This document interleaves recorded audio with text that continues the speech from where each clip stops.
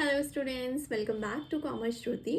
तो हमारी general entries की सीरीज़ ऑलरेडी स्टार्ट हो चुकी है और हमने अभी तक 2 क्लासेस भी कंप्लीट कर ली हैं और आज हम स्टार्ट करने जा रहे हैं अपना पार्ट 3। तो आज की क्लास के लिए ये कुछ क्वेश्चंस हैं जिन्हें हम आज सॉल्व करेंगे और देखेंगे कि कैसे इनकी जनरल एंट्रीज़ पास की जाती है। तो चलिए स्टार्ट करते हैं। स्टार्ट करने से पहले एक और रिकैप ले लेते हैं अपनी प्रीवियस क्लास से। जैसे कि हमने लास्ट क्लास में क्या पढ़ा था, कुछ बेसिक रूल्स ऑफ अकाउंट्स पढ़े थे, ठीक है। सॉरी, कुछ बेसिक रूल्स ऑफ अकाउंट्स ने बेसिक ट्रेडिशनल रूल्स ऑफ हमने पढ़े थे, rules of debit and credit, ठीक है। तो हमने ये भी डिस्कस किया था कि 3 टाइप के अकाउंट्स होते हैं, personal account, real account, nominal account. ये हमने ऑलरेडी डिटेल में डिस्कस किया हुआ अपने पार्ट 1 में, ठीक है। तो आज हम एक छोटा सा इसको रिकैप कर लेते हैं। पर्सनल अकाउंट का रूल क्या कहता है? Debit the receiver, credit the giver. Real account का रूल क्या कहता है? Debit what comes in, credit what goes out. Nominal account का रूल क्या कहते हैं? Debit all expenses and losses and credit all incomes and gains. तो अगर आपको नहीं पता कि पर्सनल अकाउंट को कैसे आइडेंटिफाई करना है, रियल को कैसे आइडेंटिफाई करना है, नॉमिनल को कैसे आइडेंटिफाई करना है, तो हमने पार्ट 1 में इसे बहुत डिटेल में कवर किया हुआ है। आप प्लीज़ जाके उस वीडियो को चेक करिए। Okay, so let's start. तो पहले ट्रांजेक्शन से स्टार्ट करते हैं, ठीक है। पहला ट्रांजेक्शन क्या कह रहा है? गुड्स परचेज फ्रॉम श्रुति, ठीक है। तो लास्ट क्लास में हमने कैसे क्वेश्चंस को किया था? पहले हमने ट्रांजेक्शन को आइडेंटिफाई किया था, देन हमने क्या देखा था कि ट्रांजेक्शन को आइडेंटिफाई करने के बाद कि वो कौन से पर्सनल अकाउंट के अंदर फॉल कर रहा है या रियल अकाउंट के अंदर फॉल कर रहा है या नॉमिनल अकाउंट के अंदर फॉल कर रहा है, जस्ट टू फाइंड आउट कि उसमें डेबिट का कौन सा रूल लगाएंगे और क्रेडिट का कौन सा रूल लगाएंगे। तो हमने देखा था कि जो गुड्स परचेज फ्रॉम श्रुति, पहले इसको आइडेंटिफाई करना था। तो आज भी हम सेम सीक्वेंस फॉलो करेंगे। आज भी हम क्या करेंगे? पहले ट्रांजेक्शन को आइडेंटिफाई करेंगे। तो यहाँ पे क्या हो रहा है?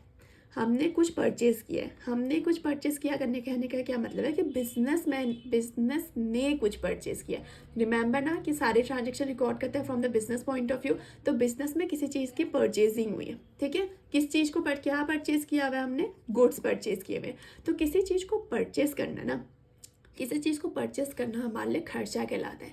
आप जैसे शॉपिंग पे जाते हो, ठीक है, कोई सामान परचेस करके आते हो तो उसके बदले में कुछ पे करते हो ना, एक तरीके से वो खर्चा होता है कि नहीं होता है? तो सेम विद बिजनेस, बिजनेस ने कोई चीज़ परचेस की है, क्या परचेस किया? गुड्स परचेस किया। तो बिजनेस के लिए क्या है? खर्चा है। समझ में आई ये बात? ठीक हो गया। चलो, हमने ट्रांजेक्शन को तो आइडेंटिफाई कर लिया। हमने क्या कहा? ट्रांजेक्शन क्या है? सॉरी, जो हमारा ट्रांजेक्शन है उसमें क्या हो रहा है? खर्चा हो रहा है। ठीक हो गया। तो खर्चे के लिए क्या रूल लगता है? ये भी नहीं, ये भी नहीं, नो नो नो, ये रूल, राइट। ओके, तो यहाँ पे क्या हो रहा है? बेसिकली हमारा ये ट्रांजेक्शन किसके अंडर फॉल कर रहा है? नॉमिनल अकाउंट के अंदर। समझ में आई चीज़? लास्ट क्लास में हमने ये चीज़ कवर नहीं करी थी, नॉमिनल अकाउंट का कोई ट्रांजेक्शन हमने कवर अप नहीं किया था। तो क्या हो रहा है? परचेस किया हुआ है, बिजनेस के लिए खर्चा है, तो किसके अंदर फॉल कर रहा है? नॉमिनल अकाउंट के अंदर। और नॉमिनल अकाउंट का रूल क्या कहता है कि debit all expenses and losses. तो चलो, इस जो हमारा ट्रांजेक्शन था इसके हमें एक चीज़ तो पता चली कि क्या डेबिट करना है। ये हमें इस परचेस को क्या करना है? डेबिट करना है। क्यों डेबिट करना है? क्योंकि ये खर्चा है। खर्चा है मतलब किसके अंदर फॉल कर रहे हैं? नॉमिनल अकाउंट के अंदर फॉल कर रहे हैं। नॉमिनल अकाउंट का रूल क्या कहते हैं कि debit all expenses and losses. तो हमने क्या करना है? परचेज अकाउंट को क्या करना है? डेबिट करना है। चलो, इतना तो आई होप आपको समझ में आ गया होगा। अब दूसरी चीज़ क्या होनी है इस पर? किससे गुड्स लिए हैं? श्रुति से। अगर सिर्फ गुड्स परचेज लिखा होता ना तो हम इसको क्या बोलते हैं कि हमारा कैश ट्रांजेक्शन है। हम क्या करते हैं? कोई चीज़ परचेज करिए, ओके, तो कोई चीज़ आई है तो कोई चीज़ जाएगी। क्या जाएगी? ऑब्वियसली हम पेमेंट करते हैं और कैश को क्या करते हैं? रिड्यूस करते हैं। लेकिन फ्रॉम श्रुति का मतलब क्या है कि अब ये कैश ट्रांजेक्शन नहीं रहा। ये कैसा ट्रांजेक्शन है? क्रेडिट ट्रांजेक्शन है। क्यों? जहाँ पे भी किसी पर्सन का नाम आ जाता है ना, तो हमने डिस्कस किया था कि अगर ट्रांजेक्शन में किसी पर्सन का नाम आ जा रहा है मतलब कि अब ये सामान उधारी में खरीदा गया है, ये मेरी क्रेडिटर है, ये मेरी क्रेडिटर है, मैं इसका नाम यहाँ पे मेंशन किया गया। तो कैश में कोई इम्पैक्ट नहीं पड़ेगा। इम्पैक्ट किस पे पड़ेगा? लाइबिलिटी साइड पे पड़ेगा। हमारे लिए एक लाइबिलिटी इंक्रीज हो जाएगी, यानी कि हमारे लिए क्या होगा? एक क्रेडिटर इंक्रीज हो जाएगा, जिसका नाम यहाँ पे क्या दिया हुआ है? श्रुति। समझ में आया या नहीं आया? श्रुति लिया हुआ है तो ठीक है। अब मैंने क्या बोला आपसे कि हमारा एक क्रेडिटर इंक्रीज हो रहा है, ओके। तो क्या हमने एक रूल पढ़ा था पर्सनल अकाउंट में कि ये एक नेचुरल पर्सनल अकाउंट होते हैं। तो क्या एक क्रेडिटर जो मेरी श्रुति है अभी इस ये नेचुरल पर्सन है कि नहीं है, ये ह्यूमन बीइंग है कि नहीं है। ऑब्वियसली एक नेचुरल पर्सन है, ह्यूमन बीइंग है, तो ये पर्सनल अकाउंट के अंदर कैटेगरी फॉल करिए। ठीक है, तो पर्सनल अकाउंट के क्रेडिट का रूल क्या कहता है, क्रेडिट द गिवर। डेबिट का रूल देखने की नीड ही नहीं है। क्यों नीड नहीं है, क्योंकि भाई डेबिट का तो ऑलरेडी पता चल गया ना कि परचेस अकाउंट को डेबिट करना है। हमें तो ये देखना है कि भाई क्रेडिट क्या करेंगे, हर ट्रांजेक्शन के ड्यूअल इम्पैक्ट, एक डेबिट एक क्रेडिट, कुछ आया तो कुछ गया, किसी को मिला तो किसी ने खोया, सिंपल सी चीज़ है। तो हमने क्या किया, परचेस अकाउंट ऑलरेडी मुझे पता चल गया डेबिट करना है, तो मुझे सिर्फ क्रेडिट के रूल से मतलब था। तो मैंने देखा कि श्रुति मेरी नेचुरल पर्सन है, यानी कि पर्सनल अकाउंट है, और यहाँ पे रूल भी क्या कहता है, क्रेडिट द गिवर। क्या श्रुति गिवर है, ऐसे भी समझ रहे हो तो ऑब्वियसली श्रुति हमें गुड्स दे रही है ना, श्रुति बिजनेस को गुड्स दे रही है, तो श्रुति को क्या कर देंगे हम, क्रेडिट। ये हमने लास्ट क्लास में भी समझा था, हमने इस क्लास में भी समझ लिया। तो इसकी एंट्री क्या हो जाएगी, देखो मैंने ऑलरेडी फॉर्मेट रेडी करके रखा हुआ है पूरा, आपको प्रॉपर फॉर्मेट में आपको एंट्रीज पास करनी है, otherwise you are going to lose your marks. Format is very important, proper narration लिखना इज वेरी इंपॉर्टेंट। मैं बार बार आपको फर्स्ट क्लास में बताया था, मैं अगेन रिपीट कर रही हूँ। तो मेक श्योर कि जब भी एंट्रीज पास करते हो पूरे प्रॉपर फॉर्मेट के साथ और प्रॉपर नरेशन के साथ होना चाहिए। ओके ठीक है, तो हमने क्या कहा था कि परचेस अकाउंट को डेबिट करना है, सेम चीज़ करिए, परचेस अकाउंट डेबिट। ठीक है, और क्रेडिट किसको करना था, जो हमारे क्रेडिटर थी। कौन थी क्रेडिटर, श्रुति, तो क्रेडिट करिए to Shruti's account. Debit side पे डेबिट के अमाउंट, क्रेडिट साइड पे क्रेडिट के अमाउंट, और लास्ट में नरेशन पास के लिए क्या, being goods purchase from Shruti. Clear है ये चीज़, ओके चलो ठीक है। ये ट्रांजेक्शन तो बहुत इजी था, हमने लास्ट क्लास में भी डिस्कस किया था, आज हमने छोटा सा इसका रिकैप कर लिया। अब बढ़ते हैं आज के अगले ट्रांजेक्शन में, जो कि क्या कह रहे हैं, गुड्स रिटर्न टू श्रुति। अब देखो बेटा क्या होता है ना, बिजनेस में ऐसी चीज़ें बहुत होती रहती हैं कि मतलब अब लेट्स सपोज मैंने श्रुति से कोई सामान परचेज किया था, उसमें हो सकता है कोई चीज़ डिफेक्टिव निकल गई, कोई पीस डिफेक्टिव निकल गया, या हो सकता है कि पूरा का पूरा लॉट जो हमने वहाँ से ऑर्डर किया था वो गलत उन्होंने भिजवा दिया, तो हम सामान वापस करेंगे ना, डिफेक्टिव पीस को रिटर्न करेंगे ताकि उसका क्या हो सके, रिपेयर हो सके, हमें उसको भले नई पीस मिल सके। ठीक है, या फिर कोई अगर गलत सामान आ गया है तो उसको वापस कर देंगे। तो ये बिजनेस में चलता रहता है। तो अब क्या हो रहा है, गुड्स रिटर्न टू श्रुति। अब इसकी एंट्री कैसे पास करेंगे, ठीक है, गुड्स रिटर्न हो रहे हैं, मतलब कि बिजनेस में से कुछ क्या हो रहा है, अभी मान ले बाहर जा रहे हैं ना, जा रहा है कि नहीं जा रहा है। गुड्स रिटर्न टू श्रुति का मतलब कि गुड्स वापस जा रहे हैं किसके पास, श्रुति के पास। अच्छा, फिर से श्रुति आ गई भाई। एक चीज़ तो हमें पता चल गया कि यहाँ पे फिर से हमारा जो क्रेडिटर है उसमें एक इम्पैक्ट पड़ रहा है। ठीक है, क्रेडिटर कौन है, श्रुति। अब क्या बोल रहा है, एक तरीके से उसको रिटर्न हुआ, तो क्या श्रुति अब रिसीवर बन चुकी है। श्रुति अगेन नेचुरल पर्सन है, पर्सनल अकाउंट के अंदर फॉल करी है, लेकिन इस बार वो रिसीवर है क्योंकि वो हमसे गुड्स वापस ले रही है। तो क्या बोलना है, डेबिट द रिसीवर। तो मैं इस बार क्या करूँगी, श्रुति के अकाउंट को क्या करूँगी, डेबिट करूँगी। समझ में आया, लास्ट टाइम उसको हमको क्या कर रही थी, वो दे रही थी, तो मैंने उसको क्रेडिट किया, लेकिन इस बार श्रुति को हम वापस कर रहे हैं, तो क्या हो जाएगा, डेबिट। ठीक है, डेबिट द रिसीवर। और देखो बेटा इसका दूसरा इम्पैक्ट कहाँ पड़ता है ना, जैसे कि हमने लास्ट एंट्री पास की थी कि purchase account debit to Shruti's account. ठीक है, हमने सेम एंट्री पास की थी ना, purchase account debit to Shruti's account. अब हम क्या कर रहे हैं, अगले ट्रांजेक्शन में अगर देखा जाए तो सामान जो हमारे पास आया था उसको वापस करें, यानी कि हम क्या कर रहे हैं, परचेस की हुई चीज़ को रिटर्न कर रहे हैं। समझ में आई बात, परचेज की हुई चीज़ को रिटर्न कर रहे हैं। तो एक लॉजिक तो ये होता है कि अगर परचेज अकाउंट डेबिट है ना, परचेज अकाउंट हमारा डेबिट है, तो हमेशा परचेज रिटर्न अकाउंट हमारा क्या होता है, क्रेडिट होता है। समझ में आया कि नहीं आया, समझ में आया कि नहीं आया। अगर परचेस अकाउंट डेबिट है तो परचेस रिटर्न अकाउंट हमेशा क्या होता है, हमारा क्रेडिट होता है। तो ये तो हमें इसका एक इम्पैक्ट तो पता चल गया कि श्रुति अभी रिसीवर है तो हमने इसको डेबिट कर दिया। ठीक है, और दूसरा हमने क्या देखा कि गुड्स हमारे पास से बाहर जा रहे हैं। दो ही इम्पैक्ट तो पड़ रहे ना, एक तो हमारे जो क्रेडिटर थे उसको हम गुड्स वापस कर रहे हैं तो उसका नाम लिख दिया, और दूसरा क्या हो रहा है, हमारे बिजनेस में से गुड्स वापस बाहर जा रहे हैं, यानी कि जो परचेज किया था उसको वापस कर रहे हैं, रिटर्न कर रहे हैं। तो इसके लिए हमने क्या लिख दिया, परचेज रिटर्न को हम क्या करेंगे, यहाँ पे क्रेडिट करेंगे। और मैंने सेम एंट्री भी पास की, अगर आप देखो तो श्रुति हमारी क्या थी, रिसीवर है अभी, तो श्रुति के अकाउंट को डेबिट किया और to purchase return account, purchase return account को क्या किया हुआ है, क्रेडिट किया हुआ है। ठीक है, तो एक तो यह आपका समझने का तरीका इस ट्रांजेक्शन को ये था। आपको इसका दूसरा रीज़न भी बताती हूँ। ठीक है, जो हमारा ये परचेज रिटर्न है ना, क्या रिटर्न कर रहे हैं हम, गुड्स को जो हमने परचेज किए थे, यानी कि परचेज रिटर्न एक तरीके से किसको रिप्रेजेंट कर रहा है, हमारे गुड्स को रिप्रेजेंट कर रहे हैं ना। किसको रिप्रेजेंट कर रहा है? गुड्स को रिप्रेजेंट कर रहा है। तो परचेज रिटर्न अगर गुड्स को रिप्रेजेंट कर रहा है तो हमारे गुड्स क्या होते हैं? क्या होते हैं? असेट होता है ना, बिजनेस के लिए असेट होता है। असेट होता है तो मतलब है किसके अंडर फॉल करेगा? हमारे रियल अकाउंट के अंडर फॉल करेगा। और रियल अकाउंट का रूल भी क्या कहता है? Credit what goes out.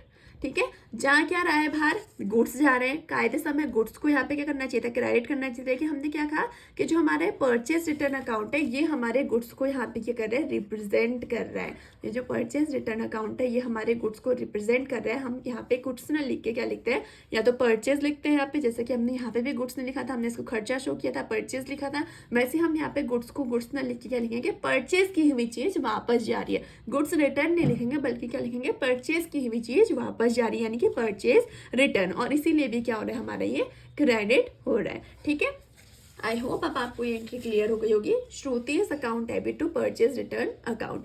इसका एक दूसरा नाम भी यहाँ पे लिख लो, that is very very very important. Purchase return का दूसरा नाम क्या होता है हमारा? Return outward. क्लियर है ये बात?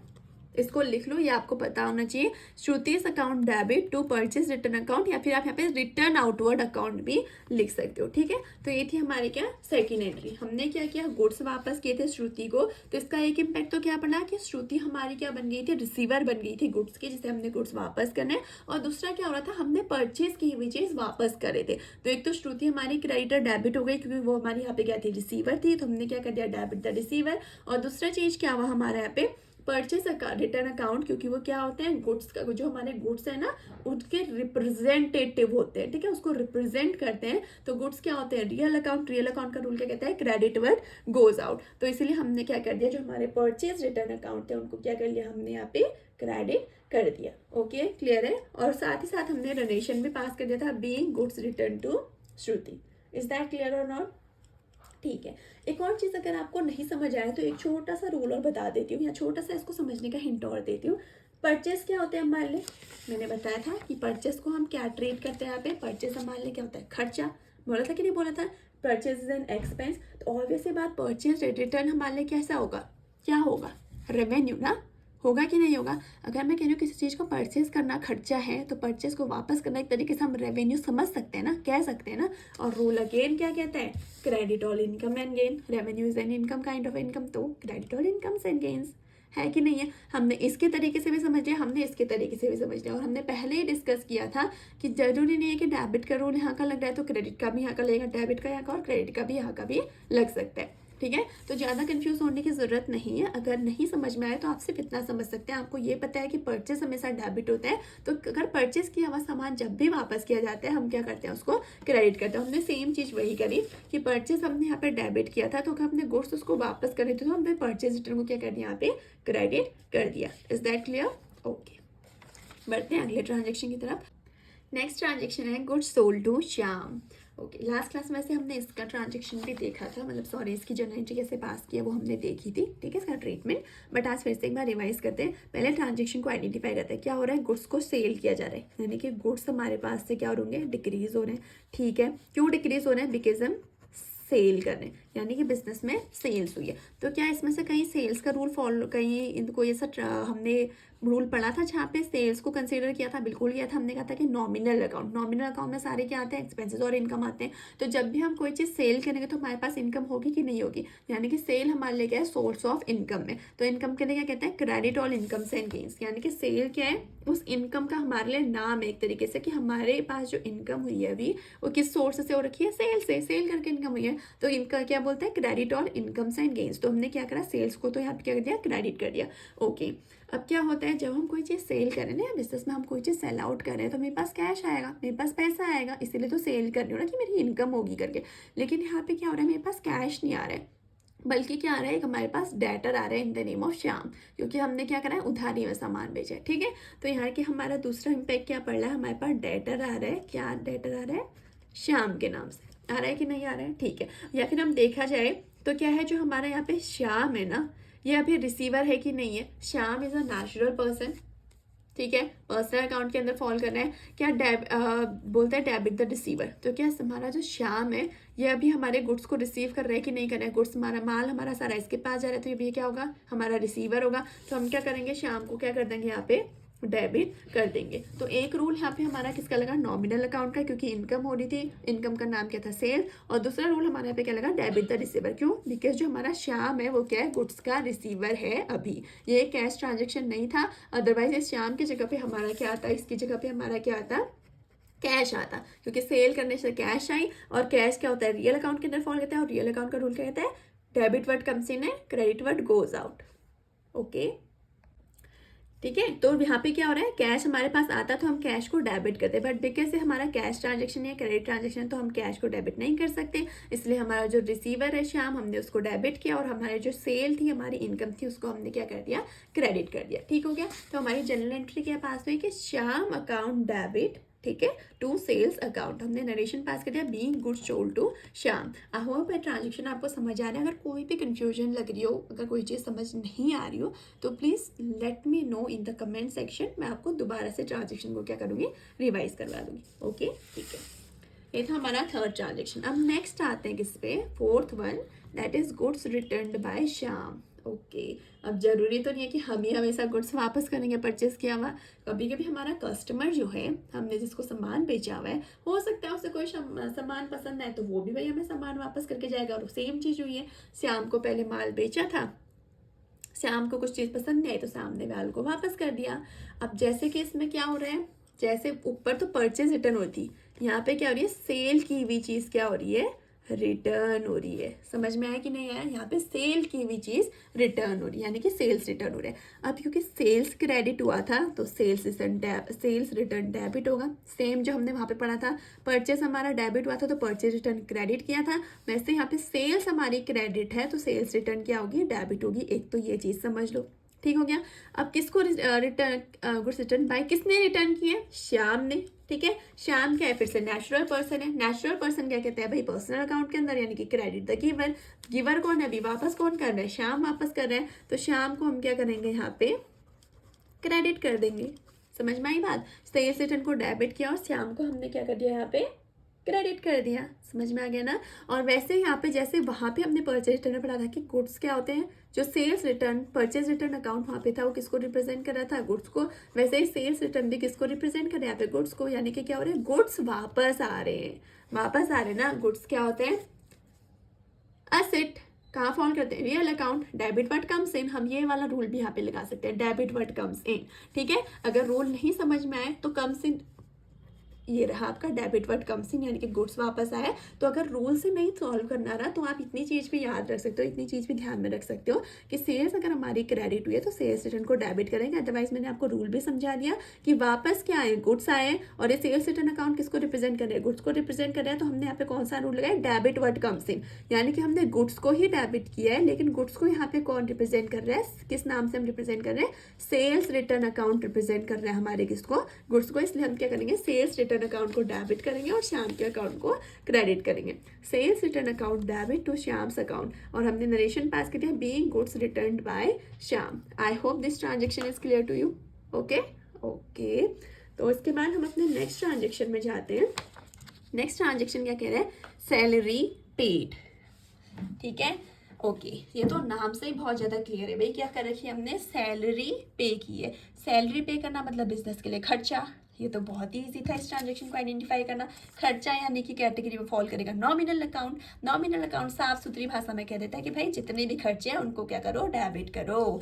यानी कि हमारा खर्चा क्या है, अभी किस नाम से खर्चा हो रहा है, सैलरी अकाउंट नाम से खर्च, सैलरी नाम से खर्चा हो रहा है, तो हम सैलरी को क्या करेंगे, डेबिट करेंगे।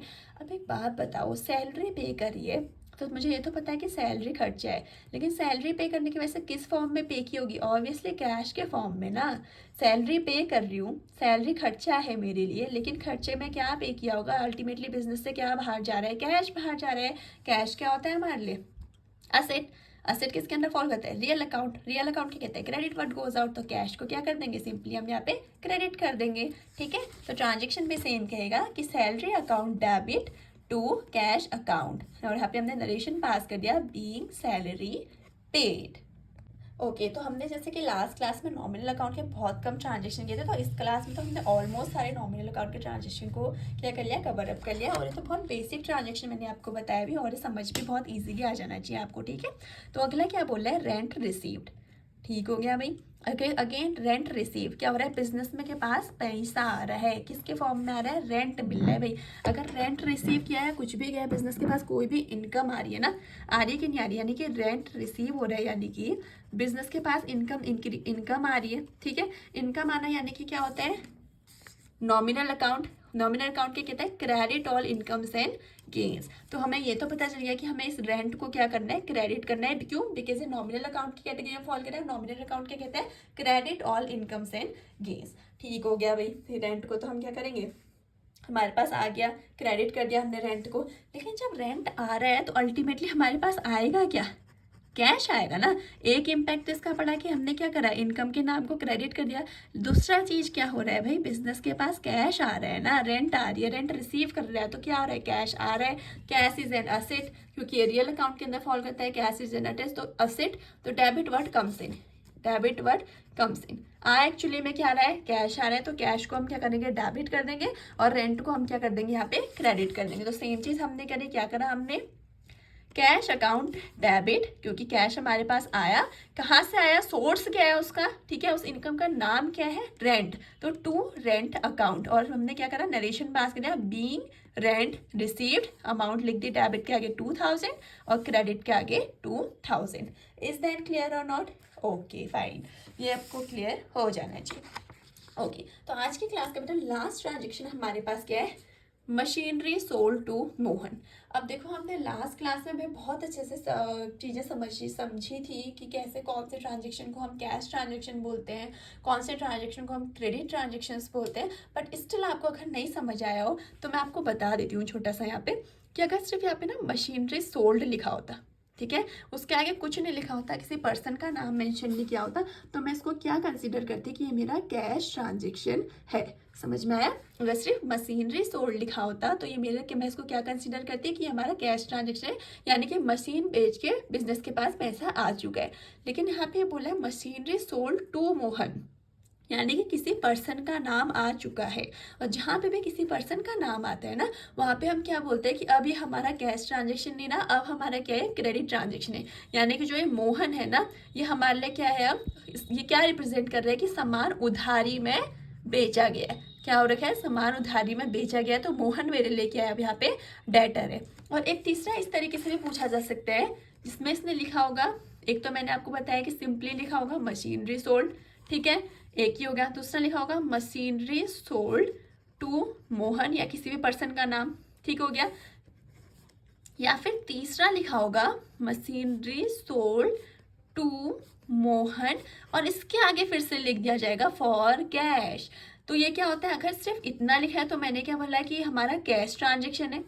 अगर ये टू मोहन लिख के छोड़ दिया है तो ये मेरा फिर क्या हो जाएगा, क्रेडिट ट्रांजेक्शन कहलाएगा, यानी कि यहाँ पैसा मिल गया, यहाँ उधारी में बेचा गया है। और अगर मोहन लिखने के बाद, सपोज ये टू मोहन है जैसे हमारा, इसके बाद नाम के आगे फिर से कैश लिख दिया, तो ये फिर से मेरा कैसा ट्रांजेक्शन बन जाएगा, कैश ट्रांजेक्शन। तो बेटा इनके इस तरीके से ना एग्जाम में क्वेश्चंस पूछे जाते हैं बच्चों को कंफ्यूज करने के लिए, और बच्चे हमेशा यहाँ पे फंसते हैं। तो आई विल सजेस्ट यू कि पहले ट्रांजेक्शन को आइडेंटिफाई करना बहुत इंपॉर्टेंट है। आपको पता होना चाहिए कि कौन सा कैश ट्रांजेक्शन होता है, कौन सा क्रेडिट ट्रांजेक्शन होता है, और कैसे उसको आइडेंटिफाई करना है। तो मैंने आपको बता दिया, या तो ऐसे पूछा जाएगा ट्रांजेक्शन, या फिर ऐसे, या फिर ऐसे। तो अभी हमसे सिंपली क्या पूछा जा रहा है, मशीनरी सोल्ड टू मोहन, यानी कि सिर्फ पर्सन का नाम आया, पर्सन के नाम के बाद क्या हो गया, फुल स्टॉप लग गया, कुछ और लिखा नहीं, तो हमारे लिए क्या है, क्रेडिट ट्रांजेक्शन है। ठीक हो गया। तो इम्पैक्ट क्या पड़ रहा है, मशीनरी बेचिए, मशीनरी बेचिए, तो एक इम्पैक्ट तो क्या हुआ हमारा, मशीनरी क्या हो रही होगी, रिड्यूस हो रही है। मशीनरी रिड्यूस होने का मतलब क्या, मशीनरी हमारी क्या होती है, रियल अकाउंट में फॉल करती है, क्योंकि वो असेट है तो रियल अकाउंट में फॉल करेगी। और रूल क्या कहता है, क्रेडिट वर्ड गोज आउट। ठीक हो गया भाई, तो हम क्या करेंगे, उसको क्रेडिट कर देंगे। ठीक हो गया। अब दूसरा क्या हो रहा है, किससे किसे बेची गई है, मोहन को, तो मोहन हमारा यहाँ पे क्या होगा, डेटर। डेटर का नाम क्या है, मोहन। और मोहन क्या है यहाँ पे हमारा, नेचुरल पर्सन अकाउंट है। पर्सनल अकाउंट के अंदर भी नेचुरल पर्सन अकाउंट है, और इसको हम क्या बोलते हैं, debit the receiver, credit the giver. अभी मोहन क्या हमारा यहाँ पे रिसीवर है कि गिवर है? ऑब्वियसली मोहन हमारा क्या यहाँ पे रिसीवर है, हमने उसको गुड्स बेचे हैं, तो हम क्या करेंगे, मोहन को क्या करेंगे, डेबिट करेंगे। तो ये एंट्री मैंने पास नहीं करी थी, मैं आपके सामने इसको नोट डाउन कर रही हूँ, ठीक है। हमारा क्या होगा, Mohan's account debit to machinery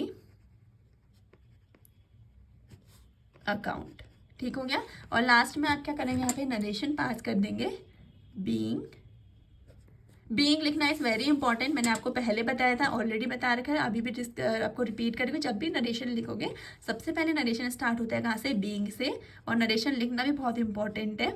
being machinery sold to Mohan, और क्या करेंगे, डेबिट के आगे डेबिट की अमाउंट लिख लेंगे, कितने की बेची है, 1000 रुपीज़ डेबिट में लिख दिए, और 1000 रुपीज़ से इसको हमने क्रेडिट भी कर लिया। क्लियर हो गई चीज़, ठीक है।